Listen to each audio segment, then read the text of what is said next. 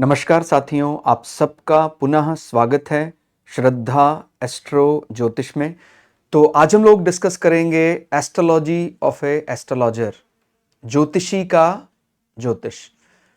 वो कौन कौन से कॉम्बिनेशन है चार्ट में जो एक व्यक्ति को भविष्यवक्ता, एस्ट्रोलॉजी का ज्ञाता बना सकते हैं। उसमें अलग अलग प्रकार से चर्चा की जा सकती है कि कुछ गणित ज्योतिष के एक्सपर्ट हैं, कुछ फलित ज्योतिष के एक्सपर्ट हैं, लेकिन ज्योतिष का जो प्रचलित रूप है वो तो ज़्यादा फलित में ही हम उसको ज़्यादा मानते हैं। वो कहीं ना कहीं माने बताने का विषय। हालांकि कई ज्योतिषी बताने से भी ज़्यादा करवाने पर विचार भी करते हैं। माने केवल वाणी का प्रयोग कर रहे हैं कम, वो अलग अलग रेशो है, वो आप सब समझ जाएंगे किस प्रकार से। माने उसमें दूसरे भाव की प्रधानता वैसे सबसे ज्यादा है, जो आज सबसे प्रचलन में है। दूसरा भाव यानी बोलने का विषय, ज्योतिषी उसको वाक सिद्धि, उसको वाणी का बल है, और वो धर्म कार्य में लगाकर, कर्म कांड में लगाकर, वो इस प्रकार के कुछ ऐसे रेमेडी, तो वो नवे भाव का विषय है। और कहीं ना कहीं इससे संबंधित ग्रह यदि हम बात करें तो बृहस्पति है, शुक्र है, बुध है, इससे संबंधित ग्रह माने जा सकते हैं। मुख्य रूप से आप जानते हैं सरस्वती योग के बारे में बहुत माने इसमें सबका एक मत है, इसमें कोई अलग अलग मत नहीं है। अगर सरस्वती योग चार्ट में है, चाहे वो किसी और प्रोफेशन में हो सकता है, वो पब्लिक सेक्टर में काम कर रहा है, लेकिन उसके अंदर स्वाभाविक गुण होंगे वो ज्योतिष बताने के, सीखने के। तो अब हमने एक चार्ट लिया है समझने के लिए। इसमें हम माने एक प्रकार से न्यूमेरिकल, जैसे बोलते हैं ना, गणित को समझने के लिए हम सबसे बढ़िया होता है मैथ्स का जो फॉर्मूला हमने सीखा है वो किसी क्वेश्चन पर अप्लाई करके वो क्वेश्चन करना शुरू कर दें। तो ये एक चार्ट हमने लिया है। ये भी ज्योतिषी हैं, प्रोफेशनल ज्योतिषी हैं, और पहले उनकी शिक्षा माने बैचलर डिग्री संपूर्णानंद विश्वविद्यालय वाराणसी से की। उसके बाद इन्होंने और भी कई आगे अंक ज्योतिष में, वास्तु के बारे में भी आगे मास्टर लिया। तो अच्छे जानकार माने जा सकते हैं। तो इनके लग्न से भी देखना है, और ज्योतिषी को जानने वालों की संख्या, निश्चित रूप से वो एक सेलिब्रिटी के तरह भी देखना पड़ेगा उस चार्ट को, क्योंकि वो आरूढ़ का विषय बन जाता, आरूढ़ लग्न का विषय बन जाता। माने केवल हमने उनका पिक्चर देखा, उनकी डिग्री देखी थोड़ा बहुत, तो वो किस प्रकार से समझ में आता है, आरूढ़ लग्न। ठीक हो गया। तो लग्न क्या है जो हमें सोसाइटी देख रही है, जो थोड़ा बहुत जानता है, वो मकर लग्न इनको मिला है। लग्न में ही मंगल बैठे हैं। ठीक हो गया। मंगल आय भाव का, रूटीन इनकम भाव का भी स्वामी है इस लग्न के लिए, और चौथे भाव का भी स्वामी है। ठीक हो गया। और इनका मन, माने जिस ज्योतिषी का ये चार्ट है, उनका मन कहां से एग्जीक्यूट कर रहा है, चतुर्थ भाव, भवन में रहकर कार्य करने का पूरा अवसर है इनके पास। माने जहां बैठे हैं वहीं से कार्य, कहीं जाने की आवश्यकता नहीं पड़ेगी। अभी तक भी ऐसा ही चल रहा है। कई अलग अलग प्रोफाइल, अलग अलग कंपनियां इनसे सर्विसेज लेती हैं एस्ट्रोलॉजी के बारे में। और चौथा भाव हमारा भवन होता है। चौथे भाव का चंद्रमा एक्सपर्ट है। ठीक हो गया। मेष राशि वैसे कमांडर की राशि है। ठीक हो गया। तो पराक्रम तो है ही, बड़े माने सधे हुए रहते। इम्यूनिटी के मामले में भी बहुत स्ट्रांग इम्यूनिटी होता है मेष लग्न, मेष राशि वालों का बहुत कम। और इन पर भी, माने जो ये जिस ज्योतिषी का हमने चार्ट लिया है, इन पर भी बीमारी का असर ज्यादा दिखता नहीं है।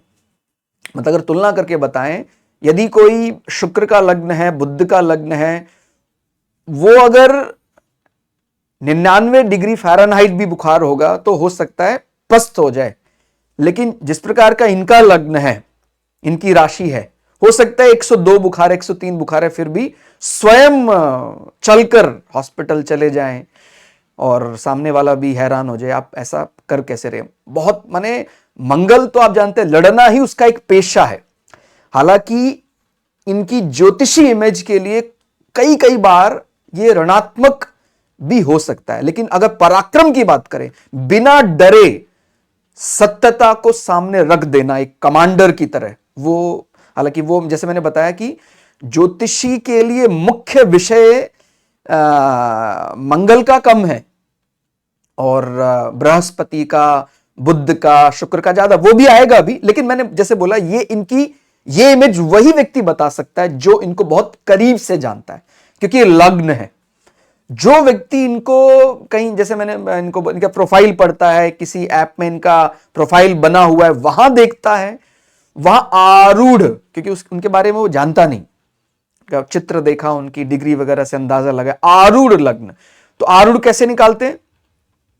लग्न से देखें लग्नेश कहां बैठा है, तो मकर लग्न है, मकर लग्न से यहां गिनते 1 2 3 4 5, पंचम भाव में लग्नेश शनि बैठा हुआ है। अभी यहां से फिर आगे 5 गिनना है, ठीक हो गया, 1 2 3 4 5। तो जो इनका नवम भाव है वो इनका आरूढ़ लग्न बन जाता है, ठीक हो गया। तो इनको सेलिब्रिटी की तरह कोई देख रहा है, पहला इंप्रेशन जो बन रहा है वो क्या बन रहा है? नियमों का पालन करने वाला कन्या लग्न। ध्यान रखना है, कन्या की परिभाषा, कन्या राशि के कैरेक्टरिस्टिक्स के बारे में पता होगा तो बहुत अच्छे से डिफाइन कर पाएंगे। दोनों का स्वामी बुध ही है, मिथुन का भी स्वामी बुध, कन्या का भी स्वामी बुध, लेकिन नियमों को एकदम अच्छे से बारीकी से, गणित का, सूक्ष्म गणित का पालन करने में एक्सपर्ट कन्या लग्न राशि को माना जा सकता है कंपैरेटिवली, तुलनात्मक दृष्टि से मिथुन लग्न राशि, जबकि दोनों का लॉर्ड बुध ही है। तो जैसे हम ज्योतिष की बात कर रहे हैं मुख्य रूप से, तो 3 और 6 में से ज्यादा अच्छी इमेज बुध दोनों का लॉर्ड उसके बाद भी 6 नंबर देगा, ठीक हो गया। कुछ कुछ बुध ऐसा लगता है 6 नंबर में जैसे बृहस्पति जैसा है। अगर आप बुद्ध महाराज की कथा पढ़ेंगे, उनके बारे में पढ़ेंगे, तो बुध पर चंद्रमा और बृहस्पति दोनों ही अपना पुत्र होने का दावा करते हैं कि भाई ये हमारे सुत हैं, ये हमारे बेटे हैं। तो बुद्ध के कैरेक्टरिस्टिक्स भी ऐसे ही हैं, माने उनको गुण भी बृहस्पति और चंद्रमा के जैसे दिखाई देते हैं। लेकिन बुद्ध के जो चंद्रमा जैसे गुण हैं वो मिथुन राशि, जो मैथुन शब्द से बना, हास्य विनोद, वो राजकुमारों वाले गुण ज्यादा दिखाई देंगे हमें मिथुन लग्न राशि में। लेकिन एक ऐसा गणितज्ञ, गणित की अच्छी गणना करना जानता है, नियमों का पालन करने वाली कन्या, एक ध्यान देना, कन्या की डेफिनेशन, किसी भी लड़की को हम कन्या नहीं कह सकते हैं, वो कन्या जो अपने कन्या सतत्व उसको साध कर रखती है, वो एक कन्या है, ठीक हो गया। तो वो बहुत नियम कायदे कानून पर चलना, ठीक हो गया। तो ये इनको आरूढ़ लग्न मिला है, ठीक हो गया। और जैसे मैंने बोला सरस्वती योग तो प्रचलित योग है, कभी भी बृहस्पति शुक्र बुध केंद्र में, दूसरे भाव में, क्योंकि दूसरे भाव को तो विषय ज्योतिष मुख्य रूप से माने, जैसे हम जानते हैं कि भाई ज्योतिषी यानी बोलने वाला, वाचन करने वाला। हालांकि जैसे मैंने बताया गणित ज्योतिष में जरूरी नहीं है, उनका इंटरेक्शन भी इतना नहीं होता है, बहुत एक्सपर्ट है कहीं गणित के बारे में, बट फिर भी वो पब्लिक में ज्यादा नहीं आना चाहते। इसका माने उन्होंने उस बल को कहीं और भाव से एग्जीक्यूट करा है, ठीक हो गया। तो वो हमें ध्यान रखना है। तो अभी नवम भाव इनका आरूढ़ लग्न बन गया है, और सरस्वती योग में शुक्र और बुध और बृहस्पति तीनों वैसे माने जाते हैं। अगर हम के आपस में देखें तो आपस में तो बृहस्पति बुध शुक्र केंद्र में आ जाते हैं, और लग्न से विचार करें तो लग्न से नवम भाव सबसे मजबूत लक्ष्मी त्रिकोण में बुध अपने घर में बैठकर शुक्र के साथ धर्म कर्म अधिपति योग बना रहा। आप जानते हैं राजयोगों में इससे बड़ा राजयोग नहीं माना जा सकता है, लॉन्ग लास्टिंग फेम, ठीक हो गया, रिलेटेड टू दैट हाउस। माने नवम भाव जो धर्म, कर्तव्य परायणता, भाग्य, अभिवृद्धि, इसकी बात करता है, तो ना सिर्फ खुद, माने आरूढ़ तो पूरी तरह ये बता रहा है कि हां, ना सिर्फ खुद धर्म का पालन करते हैं, दूसरे को भी धर्म का पालन कराने के लिए प्रेरित करते हैं। यहां से यदि देखते हैं पहला दूसरा, तो दूसरे भाव का जो स्वामी है डिपॉजिटर का चलता है। ठीक हो गया। अब इसको थोड़ा समझना है। सूर्य यदि किसी को लग रहा है त्वरित प्रभाव, इंस्टेंटेनियस इंपैक्ट में, वो उसकी नीच राशि है। ठीक हो गया। लेकिन अगर हम एक ज्योतिषी की दृष्टि से देख रहे हैं, अभी हमारा विषय वाणी को समझना है, क्योंकि देखिए एक भाव के कई पर्यायवाची होते हैं एस्ट्रोलॉजी में। दूसरा भाव हमारा कुटुंब है, हमारा वाचन है। तो वाचने, बोलने की दृष्टि से तो सूर्य का प्रताप बहुत बढ़िया है, लेकिन इनको कौटुंबिक समस्याएं आरूढ़ लग्न अनुसार समझ में आती। कोई फर्स्ट इंप्रेशन थोड़ा सा ऐसा जान तो उसको ऐसा लग सकता है कि भी इनका कौटुंबिक बल इतना बढ़िया नहीं दिखाई दे रहा है केवल आरूढ़ लग्न से। ठीक हो गया। आप ध्यान रखना, आरूढ़ रियलिटी नहीं होती है, और लेकिन कई कार्यों के लिए आरूढ़ के बिना काम भी नहीं चल सकता है। अब कोई राजनीतिज्ञ एकदम अनुशासित दिखाई देता है, पब्लिक के बीच में उसकी क्या जबरदस्त है, जब बढ़िया बोलता है, आरूढ़ का विषय ये ज्यादा है। अब वास्तव में हो सकता है बहुत पोलाइट हो, दब्बू हो, डरपोक हो। ठीक हो गया। तो ये सेलिब्रिटी को तो अपने आरूढ़ को बलि करना ही पड़ेगा। ठीक हो गया। तो इनके लिए जो लग्न अपने को मिल रहा है, बुध भी आप जानते हैं वो बोलने में एक्सपर्ट है, शुक्र भी गुरु है। ध्यान रखना, डार्क साइड के गुरु की तरह। कई लोग बार बार शुक्र को कई ऐसे शब्दों का इस्तेमाल करते हैं जो उनको नहीं करना चाहिए, कि भाई ये तो दैत्य गुरु है, तो ये कैसे अच्छी प्रेरणा दे देगा। ग्रह कभी खराब नहीं होता है, वो हमारी बुद्धि का ही फेर है। हम ही अपने हिसाब से कहते हैं ये ग्रह मेरे लिए खराब है, ये अच्छा है। भाई हमने कुछ पुण्य कर्म किए, हमसे कुछ गलतियां हैं, कुछ पाप कर्म भी हुए हैं, तो उसकी दशा में हमें कुछ नेगेटिव ऐसा महसूस होता है, लेकिन वो ग्रह को दोषी मानना ठीक नहीं है। ठीक हो गया। इसीलिए, और शुक्र को तो महालक्ष्मी बोलते हैं। आज कलयुग में कहीं ना कहीं शुक्र महाराज बृहस्पति से आगे निकल गए हैं। ठीक हो गया। जितना भी आकर्षण आपको दिख रहा है कलयुग में, शुक्र के बिना संभव नहीं है वो। तो अगर हमारा खुद का ही शुक्र बिगड़ा हुआ है, तो इस संसार में हमारा कैसे जमेगा। ठीक हो गया। इसीलिए किसी भी ग्रह के लिए, वैसे तो किसी के लिए भी हमें ऐसे सब शब्दों का इस्तेमाल नहीं करना चाहिए कि भाई वो तो दैत्य गुरु है तो वो तो खराब ही करेगा, ऐसा नहीं। बहुत सोच कर विचार करना है। उनके बारे में पढ़ा हमने है नहीं कि वो क्यों उन्होंने ऐसा किया था। शुक्र ने ऐसा क्यों ओथ लिया था, उनके मन में उनके प्रति सहानुभूति का कारण क्या है, उनको पढ़ना चाहिए हमें अच्छे से। ठीक हो गया। कि भाई उनके लिए भी कोई ऐसा राह दिखाने वाला होना चाहिए जो दैत्यों को भी सदमार्ग पर ले जा सके, दैत्यों को भी अनुशासित कर सके। नहीं तो वो तो प्रकृति पर तांडव मचा देंगे। ठीक हो गया। जो राक्षस बल है, जो असुर हैं, उनको भी यदि एक मार्ग दिखाने वाला, और सच में देवता तो खुद ही स्वभाव से दूसरे का हित करने वाले होते हैं, उनको सही रास्ता दिखाना सरल है, और जो तमस के पुजारी हैं उनको सदमार्ग पर जमाए रखना, उनसे बड़े बड़े यज्ञ अनुष्ठान कराना। आप पढ़िए कभी, राजा बलि के लिए मुख्य कारण उनके गुरु ही बने। अगर वो गुरु उनसे यज्ञ ना करवाते तो वो पुण्य कैसे एकत्र करते, वो बुद्धि को कहीं और ही लगाए रखते। तो शुक्र जैसा गुरु मिलना दुर्लभ है। ठीक है। इसलिए पूरा पढ़ना चाहिए। वो टीवी में टेलीकास्ट देख लिया कहीं आधे घंटे का, कहीं देख लिया उन्होंने काले कपड़े पहने हुए हैं शुक्र महाराज ने, तो बस वो तामसिक होते हैं, ऐसा होता है, वैसा होता है। ठीक हो गया। इस प्रकार से अपने भाग्य को कमजोर नहीं करना चाहिए। तो ज्योतिषी के लिए हमें क्या क्या देखना है। ज्योतिषी का जैसे भविष्यवक्ता, वाणी उसका विषय। अब उसमें भी दो प्रकार का हो सकता है। दूसरा भाव है हमारा वो वाणी जो आध्यात्मिक वाणी कही जा सकती है, ये हमारा प्रॉमिसिंग नेचर, वास्तविकता। और जो तीसरा भाव है वो फॉर्मल कम्युनिकेशन है, वो प्रेजेंटेशन है। तो अगर कोई ज्योतिषी प्रेजेंट करने में बड़ा माहिर है, ठीक हो गया, वो तीसरे भाव का विषय हो सकता है। लेकिन उसका अटैचमेंट, ऐसा लगता है कई बार हम किसी व्यक्ति को बस सुनते ही रहे, वो तीसरे का नहीं दूसरे का विषय है। क्योंकि दूसरा भाव हमारे साथ जुड़ाव उत्पन्न करता है, स्पिरिचुअल टॉक, ठीक हो गया, फैमिली टॉक, जो घरेलू बातों के भी अच्छे जानकार हो सकते हैं, क्योंकि हम प्रेजेंटेशन जब देते हैं पूरी तरह फॉर्मल कैलकुलेटिव हो जाते हैं, तो उससे एक अपना हृदय का नाता नहीं जोड़ पाता है, ठीक हो गया। लेकिन जब हम दूसरे भाव से संबंधित संवाद करेंगे, उसमें आध्यात्मिकता है, उसमें परिवार का अपनापन भी है, उससे तुरंत जुड़ाव हो जाता है, ठीक हो गया। तो ये दूसरे भाव का मुख्य विषय, जिसको वाक सिद्धि बोलेंगे, वो दूसरे भाव के लिए जाना जाएगा।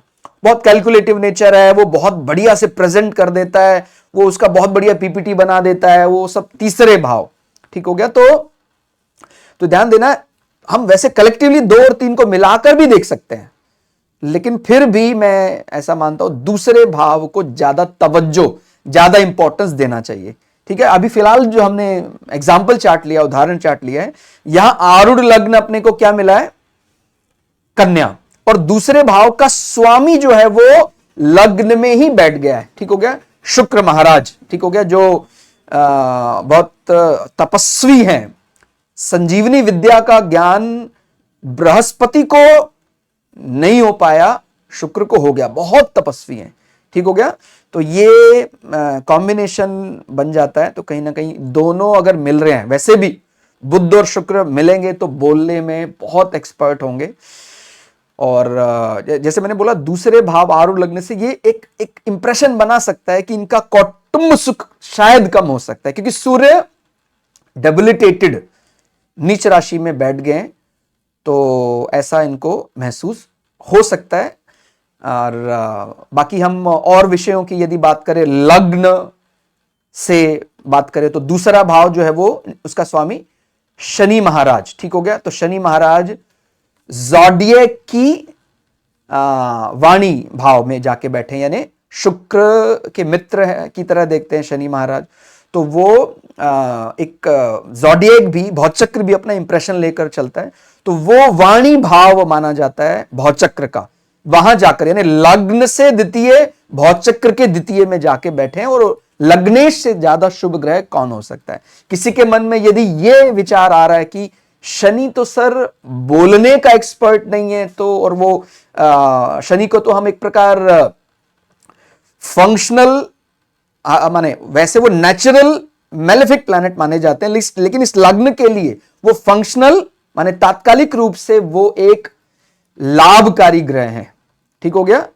तो इसीलिए हम इनकी अशुभता को यहां कंसिडर नहीं कर रहे हैं, वो भी लग्न का विषय, माने लग्न से इनको जो पड़ोस में व्यक्ति इनको जानने लग जाता है, तो ये बिल्कुल विचार आ सकता है उसके मन में कि भाई दूसरे भाव का जो स्वामी है वो बड़ा मेहनत को बड़ी तवज्जो देता है। तो निश्चित रूप से बहुत इन्होंने जीवन में वाणी को बढ़ाए रखने के लिए बहुत सर्टिफाइड ये हैं। 5वां भाव हमारे सर्टिफिकेशन की बात करता है, कई अलग अलग प्रकार की डिग्रियां अलग अलग क्षेत्रों में जाकर ज्योतिष में इन्होंने हासिल किया। वो जो इनको थोड़ा क्लोज जानने लग जाता है, वो दूसरे भाव के संबंध इस प्रकार से समझ सकता है। और जो एक्वेरियस है, दोनों का अंतर भी अपने को पता होना चाहिए। एक्वेरियस और 10 नंबर यानी मकर राशि, कैप्रिकॉन, तो इन दोनों के स्वभाव में अंतर है। आप जानते हैं क्यों 10 नंबर क्यों मंगल को ज्यादा प्रिय है? भाई इसमें कहीं ना कहीं एक मंगल के जैसे कैरेक्टरिस्टिक्स होंगे तभी मंगल को प्रिय है।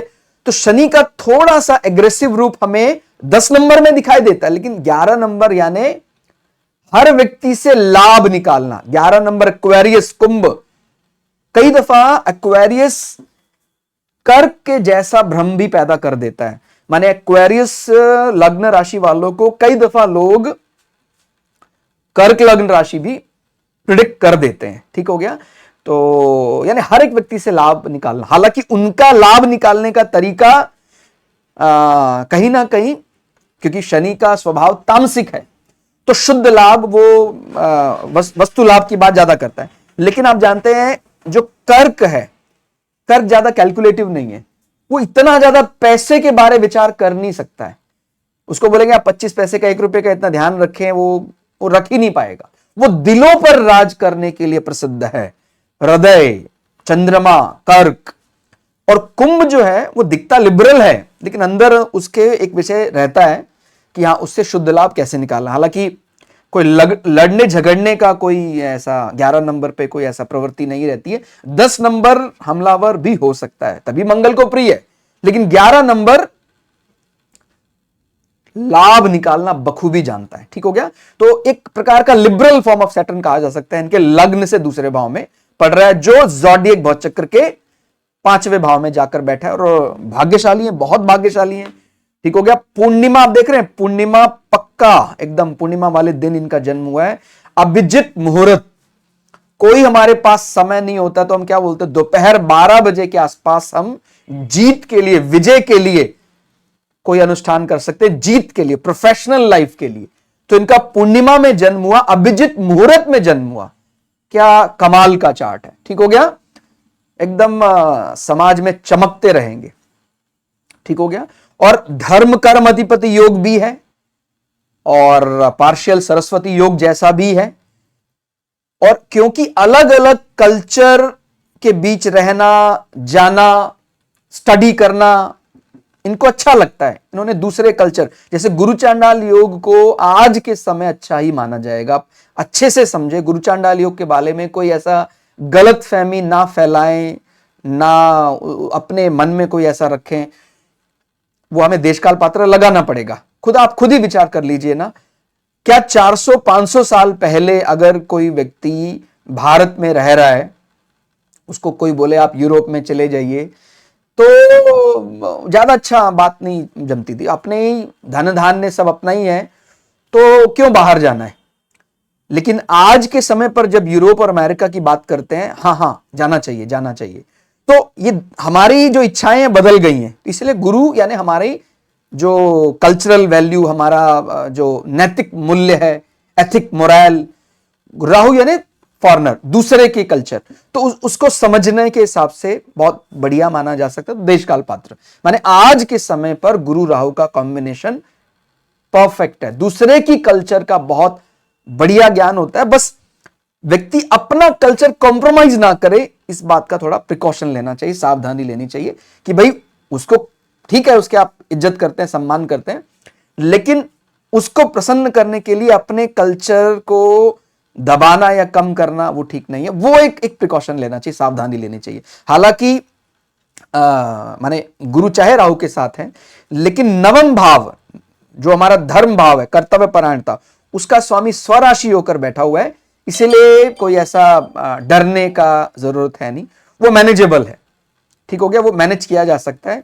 इस लग्न के लिए माने शनि के लग्न के लिए गुरु वैसे भी 12वें भाव का, तीसरे भाव का स्वामी है, तो यदि वो 12वें का स्वामी होकर छठे में चला जाता है, तो आप जानते हैं ये विपरीत राजयोग, विपरीत परिस्थिति आते वो ट्रिगर कर देता है उसको। ठीक हो गया। लॉन्ग लास्टिंग फेम, ठीक हो गया।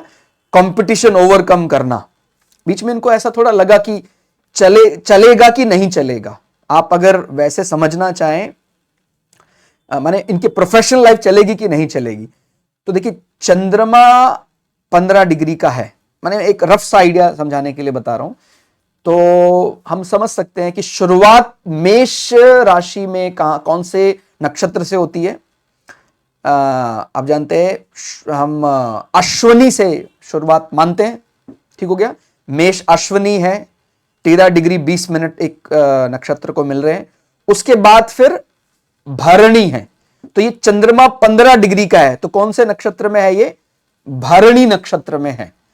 और भरणी नक्षत्र है तो इनको शुरुआती पहला जो महादशा मिली होगी, क्योंकि भरणी का विंशोत्तरी ग्रह शुक्र है, तो पहली महादशा शुक्र की मिली।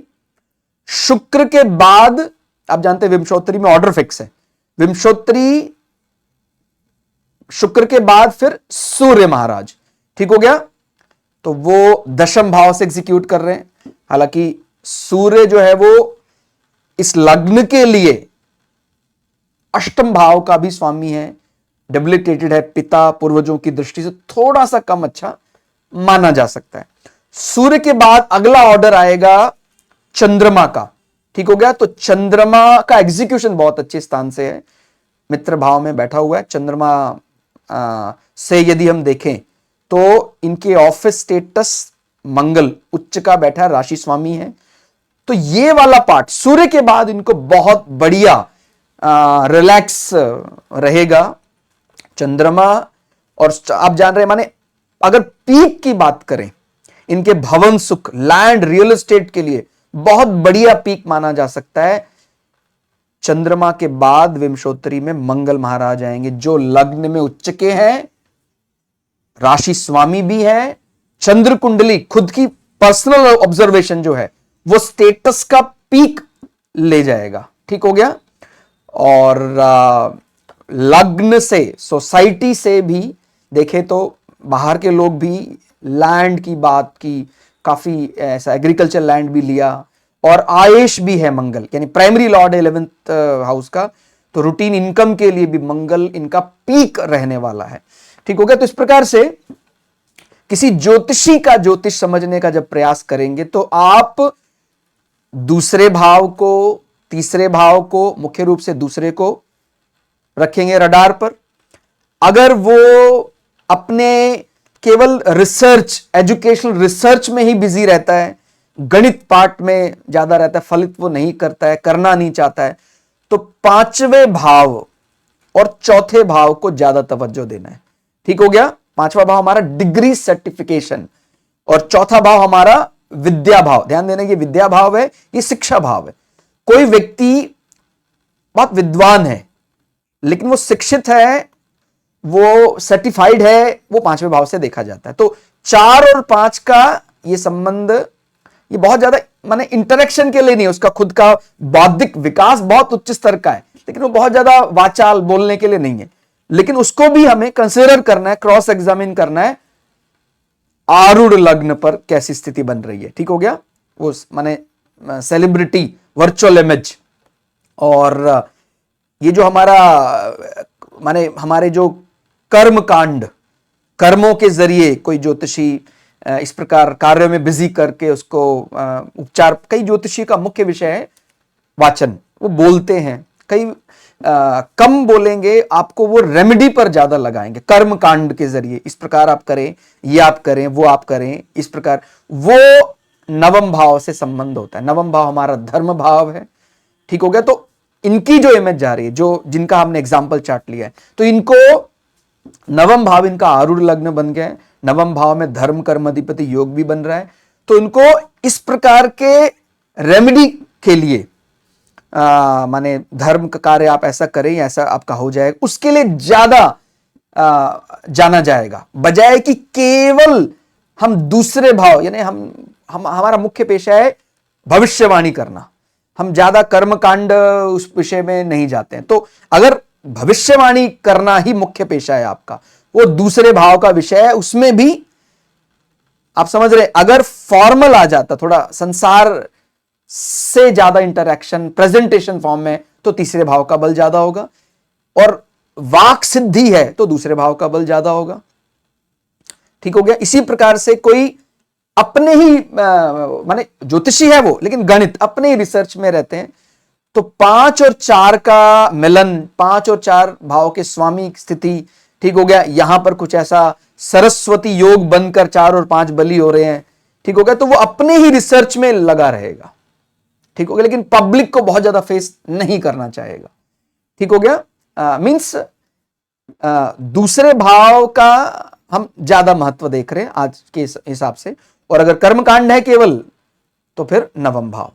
तो इस प्रकार से आप ये बेसिक चीजें, बाकी डिविजनल चार्ट का मदद लेते हैं हम नवमांश में भी देखते हैं, लग्न में बृहस्पति जैसा ग्रह है क्या, उसकी राशि बन रही है क्या, तो फिर वो नवमांश के जरिए भी ऐड ऑन किए जाते हैं। बृहस्पति है, बुध है, ठीक हो गया, और सूर्य भी हम, हाँ नवमांश में हम सूर्य पर भी विचार करते हैं, ठीक हो गया। अगर सूर्य जैसा प्लैनेट नवमांश के लग्न में, पंचम में, नवम में आ जाता है, तो फिर वो स्वयं शिक्षित, माने उसको कुछ चीजें गॉड गिफ्टेड मिली हुई हैं, ठीक हो गया। तो नवमांश में हम सूर्य पर भी विचार करते हैं। तो इस प्रकार से हम और अलग अलग चीजें देखते हैं। और एक बात हमें ध्यान रखनी है, कुछ ग्रह नेटल चार्ट, लग्न चार्ट में कई दफा नेगेटिव माने जा सकते हैं, लेकिन अगर हम कोई प्रश्न कुंडली बना रहे हैं या गोचर में देख रहे हैं, हो सकता है वो पॉजिटिव माना जाए।